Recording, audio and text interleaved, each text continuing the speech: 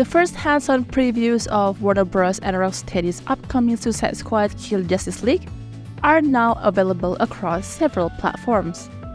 And while some people love playing the co-op shooter more than others, after reading and watching some of the previews, I feel like most of them are not satisfied by it. The conclusion is that Rocksteady's Suicide Squad is a mixture of basic open-world missions and awkward traversal mechanics that combine to make a disappointing experience. Suicide Squad, a forthcoming co-op supervillain adventure based in the same universe as Rocksteady's previous Batman Arkham games, was announced in 2020 and has been delayed many times since then.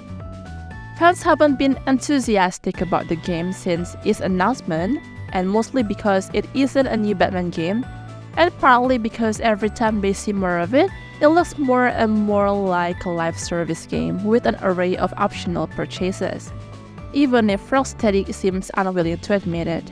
Across all the previews that went up yesterday, one of the most common problems is that missions aren't much fun and tend to blur together, even in a shortened 5-hour demo.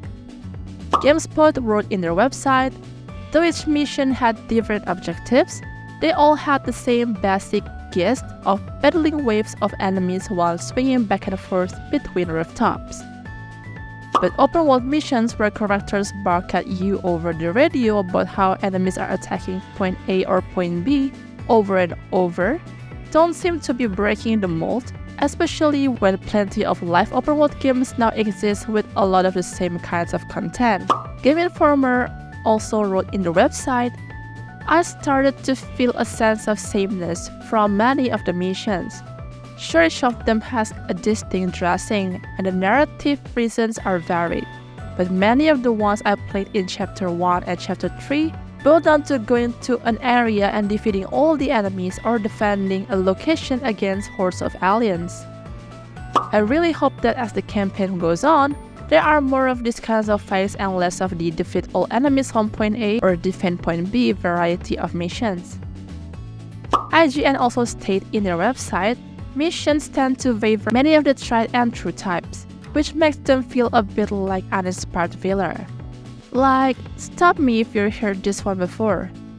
You defend a planet from waves of enemies that spawn. Sound familiar?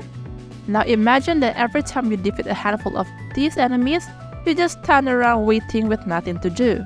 This was exactly what happened during one of the core story missions, and the padding feels completely unnecessary. If the combat is fun to play, repetitive missions might still be exciting to grind. Unfortunately, a lot of Suicide Squad previews found the fighting and navigation clumsy and claimed that the characters are sufficiently different from one another. Concerns were also raised about how chaotic and difficult it is to understand the world and action during major battles. Outside of battle, it sounds like Metropolis open world isn't exciting. Eurogamer stated in their website, Metropolis is a sprawling, vertical, polluted maze of buildings without clear routes or easily discernible landmarks. It's a backdrop to battles that's hard to navigate, and aided by a simplistic random minimap for finding enemies and friends alike. With violent explosions, special effects, damage numbers, quest markers, and more on-screen at once, it all feels a little too difficult to parse.